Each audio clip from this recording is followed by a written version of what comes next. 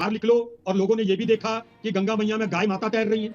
लोगों ने सब देखा मंगलसूत्र का खिलवाड़ कैसे उठाया गया। अब एक और चले गया मेडिटेशन। और मैं एक और बात कहने वाला हूं भैया कि आदमी जब मेडिटेशन करता है, जब भावनात्मक रूप से कमजोर हो जाता है, और ये निश्चित रूप से भारतीय जनता पार्टी की नेता, इनके प्रवक्ता भी बेसिकली नेता ऐसा नहीं कि रावण कमजोर था, लेकिन अंत में जीत किसकी हुई थी? राम और लक्ष्मण की जीत हुई थी, जो सत्य के राह पे चल रहे थे और समाज का कल्याण कर रहे थे, समाज के लिए सोच रहे थे। जहां तक जीत की बात होती है तो ऐसी जोड़ियां बहुत साल पहले भी बनी थी, 2017 में हमने देखा था, और 2019 में दूसरी बुआ बउआ की जोड़ी बनी थी, वो भी हमने देखा था। इस जोड़ी की अगर तुलना की जाए तो इस जोड़ी का काट आज के दिन में भारतीय राजनीति में नहीं है, चाहे वो राहुल गांधी साहब हो, चाहे अखिलेश यादव जी। दोनों बड़े चेहरे, बड़े नाम है, बड़ी पार्टी के बड़े नेता है, लेकिन जब जोड़ियों की बात होती है तो मोदी और योगी की जोड़ी कहीं ना कहीं सारी जोड़ियों के ऊपर भारी पड़ जाती है। अगर इनकी तुलना अकेले भी की जाए तो भी अकेले दोनों जो है वो बहुत भारी है दूसरों के ऊपर। इसीलिए इनकी जो भारतीय जनता पार्टी से कांग्रेस और सपा से ज्यादा जनता को लड़ते हुए, और वही बात जो मेरी बात थी कि मुद्दों पे चुनाव हो गया है जी। बहुत कोशिश करी हमारे विपक्षियों ने कि चुनाव को इधर उधर भटकाया जाए, भारत पाकिस्तान, हिंदू मुस्लिम, मंगलसूत्र, महात्मा गांधी, बहुत सारी चीजों को लाए, लेकिन जनता केवल एक जो जनता थी वो तीन चीजों पर अटकी रही: रोजगार, महंगाई, महिलाओं की स्थिति, किसान। उसके ऊपर ही पानी लौट रहा है। क्या देश का प्रधानमंत्री बन सकता है? शासन देखते हुए आधी बातों को भूल जाता है, आए बार साइंस शुरू कर देता है। वो देश के प्रधानमंत्री क्या करोगे? आप रोज युवाओं की जोड़ी की बात करते हो। आज देश के प्रधानमंत्री नरेंद्र मोदी जी के अंदर 10 वर्षों के अंदर आप कितना बदलाव करने का काम किया, और यही उत्तर प्रदेश के मुख्यमंत्री योगी आदित्यनाथ जी ने, जो उत्तर प्रदेश माफियाओं का राज्य था, जो अपराधियों का राज्य था, आज उसको विकसित राज्य बनाने का काम किया है, एक्सप्रेस वे राज्य बनाने का काम किया है, सड़क का राज्य किया है, का काम किया है। ये सब बदलाव। जय हिंद, जय मातृभूमि। नमस्कार दोस्तों, पावर पैनल के एक नए वीडियो में आपका स्वागत है। दोस्तों आज एक मस्त वीडियो लेकर आ गया हूँ, अंत तक जरूर देखिएगा। दोस्तों आज की डिबेट बहुत शानदार होने वाली है, वीडियो को अंत तक जरूर देखना। एंड डिबेट के बारे में आपकी क्या राय है कमेंट में जरूर बताना। चलिए शुरू करते हैं। इसमें के इम्तिहान देते हैं तो फेल और पास बोल देते हैं कि लड़का पास हो गया फेल हो गया। यहाँ बोलते हैं कोई जनता ने इनको ठुकरा दिया, उनको स्वीकार कर लिया, उनके गले माला पहना दी। सरल व्याख्या यही है। राज शर्मा जी नमस्कार। आपकी राहुल गांधी और अखिलेश यादव, ये दो लोगों की जोड़ी आपके पक्ष की, इंडिया गठबंधन की, और राहुल गांधी खुद भी चुनाव लड़ रहे हैं रायबरेली से। और मेरे ख्याल से कांग्रेस ने अपनी ऊर्जा जो है और संसाधन और श्रम जो कुछ है वो सर्वाधिक लगाया भी रायबरेली में, उससे जो कुछ बचा वो अमेठी में लगा दिया। बाकी सबसे कहा भाई अपने अपने हिसाब चुनाव लड़ लो, जिसको जाना लड़ना है। बार बार ये कहा जाता है कि इस जोड़ी में नया करंट नहीं, क्योंकि 17 बहुत दूर का मसला नहीं। जब गठबंधन हुआ अखिलेश यादव और राहुल गांधी का, तो दोनों ध्वस्तीभूत हो गए। अखिलेश यादव 47 सीट जीते और कांग्रेस की तो स्थिति खराब हो गई थी। नहीं, आप क्या मानते हैं कि आखिर क्या नया हो गया जिससे लगे कि नहीं इस बार ये जोड़ी चार्ज्ड है, इस बार ये जोड़ी कुछ पराक्रम दिखाएगी? राज भाई देखो भैया, आप अभी मैं आपको सुन रहा था, ये बात सही कह रहे, जो जीतेगा उसको स्वीकार किया जनता ने, जो नहीं जीतेगा उसे अस्वीकार कर दिया। अब ये 2014 2019 में नहीं स्वीकार किया। हम कितना भी कह लें भाई, 2014 में के बाद 2019 में भी जनता ने नहीं चुना। इस बात को बच्चा भी जानता है। इस बात को गलत सलत कह के हम लोगों को अगर प्रकट करें तो सब बेकार की है। लेकिन मैं अब आज कह रहा हूँ, हो सकता है आप तजुर्बेदार हैं, उनसे ज्यादा तजुर्बेदार हैं, लेकिन इस बार का चुनाव अलग है। वो बात अलग है। बात यही है कि 4 तारीख को पता चलेगा। लेकिन इस बार मैं दावे के संग कह रहा हूँ कि 30% साइलेंट वोट बीजेपी के खिलाफ।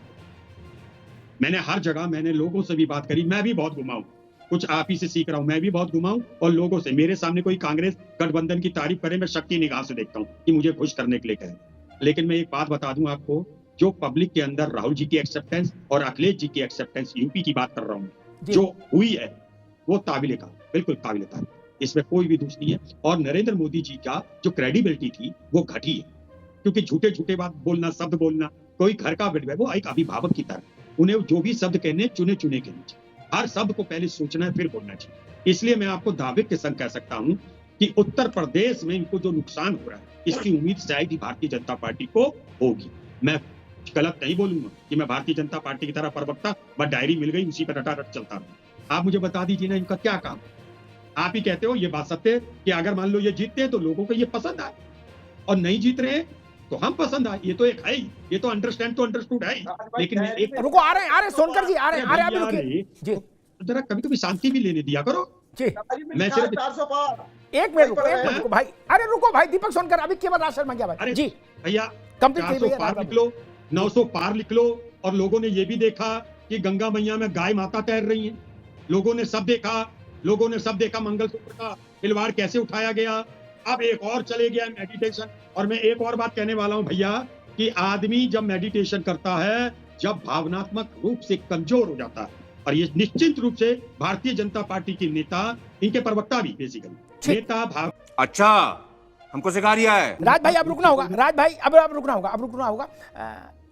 मैं सोनकर जी आपके पास आऊंगा, आपको अवसर मिलेगा उत्तर देने के, लेकिन संजय राणा हमारे साथ जुड़ गए। संजय राणा जी का भी स्वागत। संजय राणा, हम चर्चा कर रहे थे कि दो जोड़ियों के बीच का दंगल है उत्तर प्रदेश के आंगन का चुनाव, एक मोदी योगी और दूसरे राहुल अखिलेश।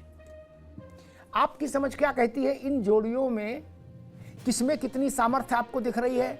कौन 19 लग रहा है, कौन 20 लग रहा है, कौन अपने गठबंधन को गंगा पार करा पाएगा, कौन बीच में अटक जाएगा? Sanjay Rana. Amitabh ji good evening fellow panelist. देखिए ऐसा है, जोड़ियां तो बहुत सी बनती आ रही है, भगवान राम के जमाने से रही है। राम और लक्ष्मण की जोड़ी रही है, रावण विभीषण की जोड़ी रही है, रावण की भी जोड़ी रही थी। लेकिन ऐसा नहीं कि रावण कमजोर था, लेकिन अंत में जीत किसकी हुई थी? राम और लक्ष्मण की जीत हुई थी, क्योंकि सत्य के राह पे चल रहे थे और समाज का कल्याण कर रहे थे, समाज के लिए सोच रहे थे। जहां तक जीत की बात होती है तो ऐसी जोड़ियां बहुत साल पहले भी बनी थी, 2017 में हमने देखा था, और 2019 में दूसरी बुआ बबुआ की जोड़ी बनी थी, वो भी हमने देखा था। इस जोड़ी की अगर तुलना की जाए तो इस जोड़ी का काट आज के दिन में भारतीय राजनीति में नहीं है, चाहे वो राहुल गांधी साहब हो, चाहे अखिलेश यादव जी हो। दोनों बड़े चेहरे, बड़े नाम है, बड़ी पार्टी के बड़े नेता हैं। लेकिन जब जोड़ियों की बात होती है तो मोदी और योगी की जोड़ी कहीं ना कहीं सारी जोड़ियों के ऊपर भारी पड़ जाती है। अगर इनकी तुलना अकेले भी की जाए तो भी अकेले दोनों जो हैं वो बहुत भारी है दूसरों के ऊपर। इसीलिए इनकी जो बात तो सही है दौड़ना तो पड़ता है। उसके धंधे के बारे में आपने अपने प्रोमो में भी दिखाया कि 200 रैलियां और 220 रैलियां इस उम्र में और इस पड़ाव में आके आदमी को करना पड़ रहा है, और किया है तो समझ सकते हैं उसके अंदर कितनी उत्साह है और अपने देश के प्रति कितनी समर्पण की भावना है, जिसके लिए वो कार्य कर रहे हैं, और उनकी सोच कैसी है। तो देखिए जोड़ी का अगर तुलना करेंगे तो जमीन आसमान का अंतर है दोनों जोड़ियों में। जोड़ी कोई भी बना सकता है, मैं पहले भी एग्जाम्पल दिया राम लक्ष्मण का, तो जोड़ी बन जाती है, लेकिन राम लक्ष्मण बनने के लिए आपको उस तरह का कार्य करना पड़ेगा, उस तरह के लोगों का विश्वास लोगों का जीतना पड़ेगा, लोगों के लिए सोचना पड़ेगा, समाज के बारे में सोचना पड़ेगा, तभी आपकी थोड़ी सक्सेसफुल होगी। जी जोशी साहब, दो बातें महत्वपूर्ण मुझे लगती हैं जिन पर आपकी टिप्पणी चाहिए। एक, प्रधानमंत्री ने कहा कि भाई 4 जून के बाद 6 महीने के भीतर देश में एक विकट राजनीतिक भूचाल आएगा, विकट राजनीतिक भूचाल। आपका तजुर्बा क्या कहता है, वो कैसा भूचाल हो सकता है? और एक दूसरा, आपके सहयोगी यानी इंडिया गठबंधन के में शामिल हैं, आपके और कांग्रेस के दोनों सहयोगी अरविंद केजरीवाल जी। तो केजरीवाल जी ने पंजाब में कहा कि हमारे 13 MP जिता दो, अगर ये जीत जाएंगे तो ये सब लोग मोदी जी के घर के बाहर जाके धरना देंगे, और जब तक पंजाब के हिस्से का रुपया केंद्र नहीं दे देगा तब तक ये वहां से नहीं हटेंगे। इसका मतलब केजरीवाल ये मान रहे हैं कि आएगा तो मोदी ही, नहीं तो धरना देने में मोदी क्या क्यों जाएंगे, फिर धरना देने राहुल गांधी क्या जाएंगे? नहीं, 9,000 करोड़ जो वो बता रहे हैं कि केंद्र ने दबा लिया, वो मंच से कह रहे थे, मेरे कान में नहीं कहा, माइक से कह रहे थे, मंच से, कि ये लोग मोदी जी के घर जाके बैठ जाएंगे, धरना देंगे, तब तक नहीं हटेंगे जब तक 9,000 करोड़ लेने आएंगे। शायद केजरीवाल जी ऐसे समझ रहा हूं कि किसी के गुल्लक में पैसा रखा, उठा के दे दिया, बोले ले जाओ गिन लेना। जोशी जी, 2 मसले हैं बड़े गंभीर। अमिताभ जी, हमारे घटक दल कौन क्या कह रहा है ये विषय नहीं है। हमारा विषय क्या था, जिस पर हम लोग चुनाव लड़े थे, जिसको हम जमीन की हकीकत में ले गए थे, ये चुनाव सीधा, और मैं जिम्मेदारी से एक्सेप्ट भी करूंगा, क्योंकि आपकी हमारी तो पुरानी दोस्ती है और तय भी हमारा 4 जून को, और आपने बोला कि मैं जोशी जी आपसे सार्वजनिक रूप से माफी मंगवाऊंगा, मैं भी तैयार बैठा हूँ कि 5 सीट हमारी कितनी बढ़ गई, कितनी घट गई, बिल्कुल तैयार बैठा हूँ आपके लिए। मैं बिल्कुल, मैंने सारे घर वालों को बता दिया कि मैं अमिताभ जी के शो में रहूंगा, कहीं नहीं, क्योंकि अमिताभ जी ने बात रखा, मेरे बड़े भाई बात सकते हैं, छोटे भाई को अपने। लेकिन मैंने जो 5 सीटों पर मैं खुद लोकसभा में गया, जो मेरा अनुभव निकल के आया, मैंने भी अपने जीवन में 30 साल के राजनीतिक जीवन में बहुत सारे चुनाव देखे, लेकिन ये चुनाव मैं बहुत जिम्मेदारी से कहना चाहता हूं, मैंने ऐसा चुनाव नहीं देखा भारतीय जनता पार्टी से कांग्रेस और सपा से ज्यादा जनता को लड़ते हुए।